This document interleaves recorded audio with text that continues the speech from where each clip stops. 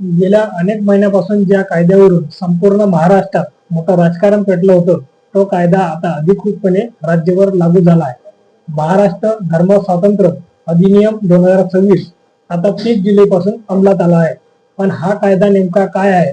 बळजबरीने धर्मांतर करणाऱ्यांना यात किती वर्षाची जेल होणार? आंतरधर्मीय विवाह करणाऱ्यावर किंवा मुलांवर याचा काय परिणाम होणार? या सर्व प्रश्नांची सोपी आणि खरी उत्तरे आजच्या व्हिडिओमध्ये आपण जाणून घेणार आहोत. मित्रांनो, आधी या कायद्याची थोडी पार्श्वभूमी समजून घेऊया.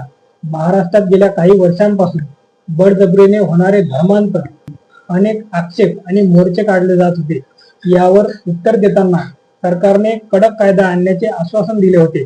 त्यानुसार 5 मार्च 2026 रोजी राज्य मंत्रिमंडळाने या कायद्याच्या मसुद्याला मंजुरी दिली. त्यानंतर 16 मार्च 2026 रोजी विधानसभेत हे विधेयक बहुमताने मंजूर झाले आणि अखेर 30 जुलै 2026 रोजी राष्ट्रपती द्रौपदी मुर्मू यांची संमती मिळाल्यानंतर राजपत्र प्रसिद्ध करून हा कायदा राज्यभरात लागू करण्यात आला. सरकारच्या मते हा कायदा कोणत्याही एका धर्माच्या विरोधात नसून फसवणूक आणि बळजबरीने होणारे बेकायदेशीर धर्मांतर रोखण्यासाठी आणला गेला आहे. आता पाहूया या कायद्यात शिक्षेच्या काय कडक तरतुदी आहेत. या कायद्याअंतर्गत सर्व गुन्हे हे अजामीन पात्र असणार आहे. म्हणजेच आरोपीला सहजासहजी जामीन मिळणार नाही आणि पोलीस विना वॉरंट अटक करू शकतील. या गुन्ह्याचा तपास किमान पोलीस उपनिरीक्षक दर्जाचा अधिकारी करेल. जर कोणी बळजबरीने फसवणूक, दबाव किंवा लग्नाचे आमिष दाखवून धर्मांतर केले तर दोषीला 7 वर्षापर्यंत जेल आणि 1 ते 5 लाखापर्यंतचा दंड होईल. धर्मांतरित व्यक्ती जर अल्पवयीन मूल, महिला किंवा अनुसूचित जाती व जमाती घटकातील असेल तर 4 ते 7 वर्षे कारावास आणि 5 लाखाचा दंड ठोकला जाईल. केवळ लग्नाच्या उद्देशाने केलेले धर्मांतर सिद्ध झाल्यास 7 वर्षापर्यंत जेल होईल. तसेच एकाच वेळी 2 किंवा अधिक व्यक्तीचे सामूहिक धर्मांतर घडून आणल्यास 7 वर्षाची जेल आणि 5 लाख रुपये दंड आकारला जाईल.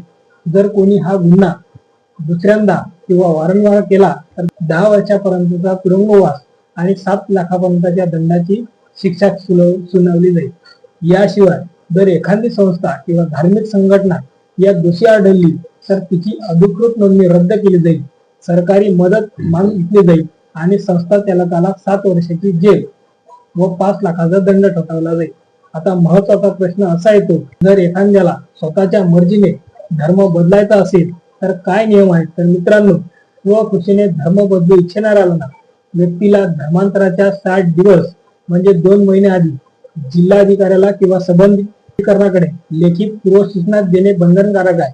एवढंच नाही तर धर्मांतर केल्यानंतर 21 दिवसाच्या आत जिल्हाधिकाऱ्याकडे सगळे तपशील सादर करून अधिकृत नोंदणी करावी लागेल.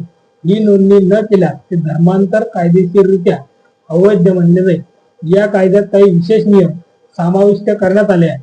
या कायद्यानुसार पीडित व्यक्तीशिवाय तिचे आई वडील, भाऊ बहीण किंवा नातेवाईक तक्रार दाखल करू शकतात. कुटुंबाची तक्रार नसली तरी पोलिसांना संशय आल्यास पोलीस स्वतःहून म्हणजे सुमोटो कारवाई करू शकतात. कायद्यात साबिताची जबाबदारी आरोपीवर टाकण्यात आली आहे. म्हणजे धर्मांतर बळजबरीने झालेले नाही तर स्वच्छेने झाले आहे हे आरोपीला न्यायालयात सिद्ध करावे लागेल. तसेच गैरकायदेशीर धर्मांतराद्वारे झालेल्या विवाहातून जन्माला येणारे मूल हे त्यांच्या आईच्या लग्नापूर्वीच्या धर्माचे मानले जाईल अशी देखील तरतूद यात करण्यात आली आहे.